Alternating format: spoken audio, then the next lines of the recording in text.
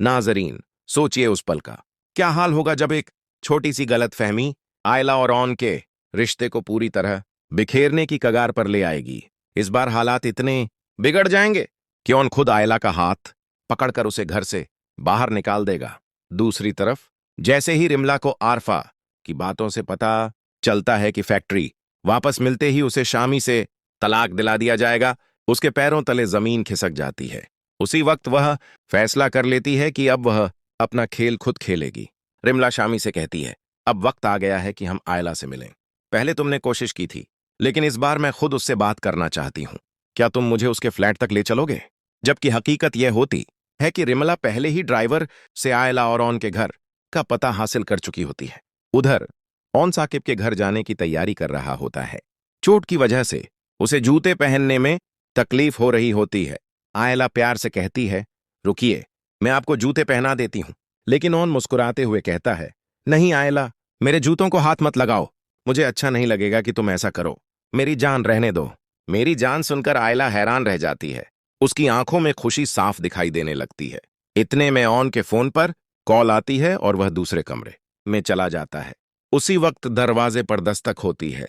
आयला दरवाजा खोलती है तो सामने रिमला को देखकर सन्न रह जाती है। रिमला बिना किसी भूमिका के कहती है, मैं ओन से बहुत मोहब्बत करती हूं।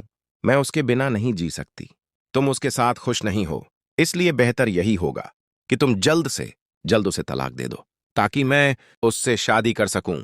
यह सुनते ही आयला का गुस्सा 7वें आसमान पर पहुंच जाता है। वह सख्त लहजे में कहती है, तुम्हें शर्म नहीं आती? तुम एक शादीशुदा औरत होकर किसी और के शौहर पर नजर रखती हो। तुम शामी के साथ भी धोखा कर रही हो। रिमला पलटकर जवाब देती है, धोखा मैं नहीं, शामी तुम्हारे लिए अपने दिल में जगह रखता है।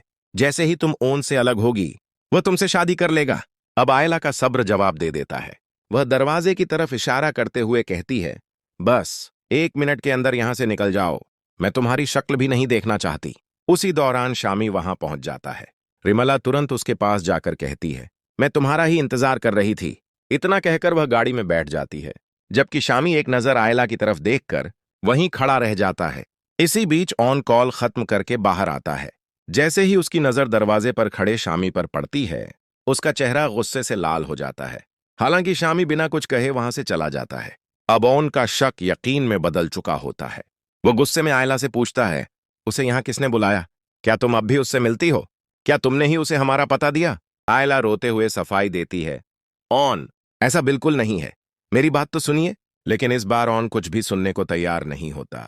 टूटे हुए दिल के साथ वह कहता है, मैंने तुम्हें कितनी बार समझाया था कि शामी से हर रिश्ता खत्म कर दो, लेकिन तुमने मेरी एक नहीं सुनी। शायद साकिब सही कहता था, एक दिन तुम मुझे पूरी दुनिया के सामने रुस्वा कर दोगी। गुस्से में ऑन आयला का हाथ पकड़ता है और कहता है, अब मैं तुम्हें इस कमरे में एक पल भी बर्दाश्त नहीं कर सकता। निकल जाओ यहां से।